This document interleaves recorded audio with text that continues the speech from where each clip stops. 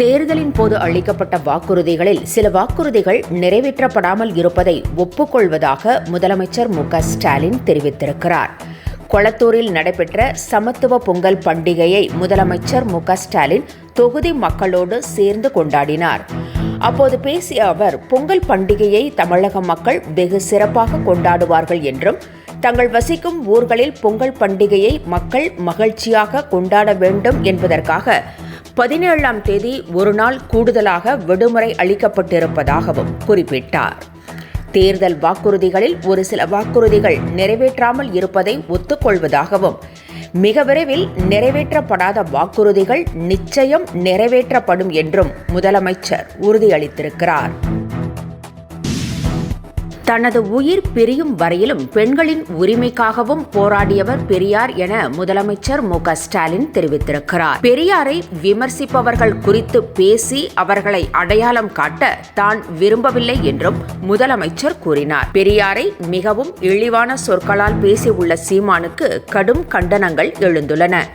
இந்நிலையில் சீமானின் பெயரை குறிப்பிடாமல் முதலமைச்சர் பதிலடி கொடுத்துள்ளார்.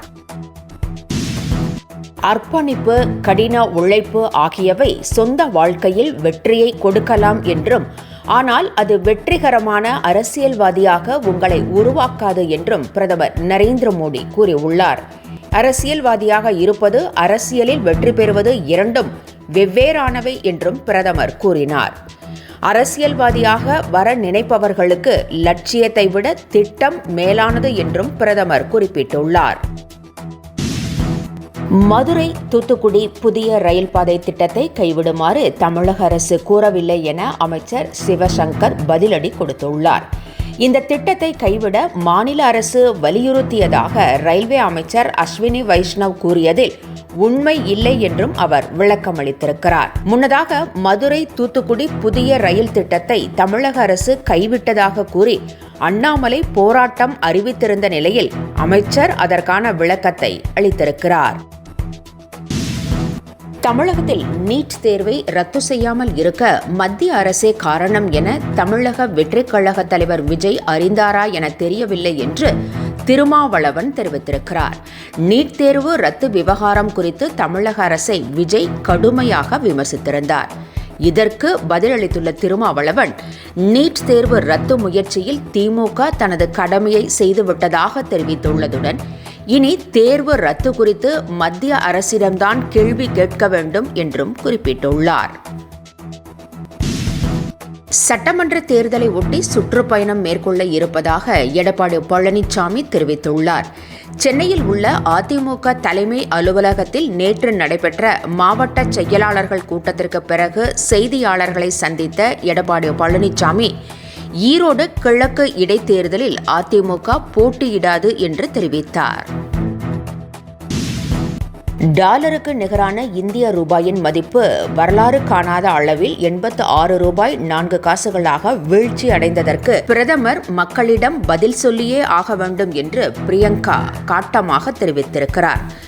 மன்மோகன் சிங் ஆட்சி காலத்தில் 58 ரூபாய் 59 காசுகளாக இருந்தபோது இப்போதைய பிரதமர் நரேந்திர மோடி கடுமையாக பேசியதை அவர் சுட்டிக்காட்டியுள்ளார். எல்லாம் தனக்கு தெரியும் என்ற வகையிலேயே பிரதமர் செயல்படுவதாகவும் பிரியங்கா குற்றம் சாட்டினார். மை இந்தியா 24/7 முக்கிய செய்திகளை உடனுக்குடன் தெரிந்து கொள்ள உடனே சப்ஸ்கிரைப் பண்ணுங்க, பெல் பட்டனை பிரஸ் பண்ணுங்க. என்றும் உங்களுடன் மை இந்தியா.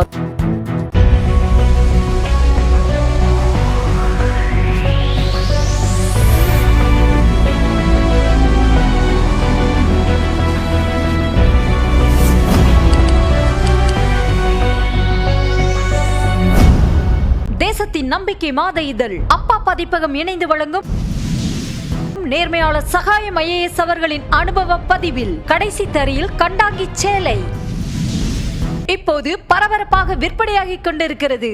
சென்னை புத்தக கண்காட்சியில் கிடைக்கின்றது.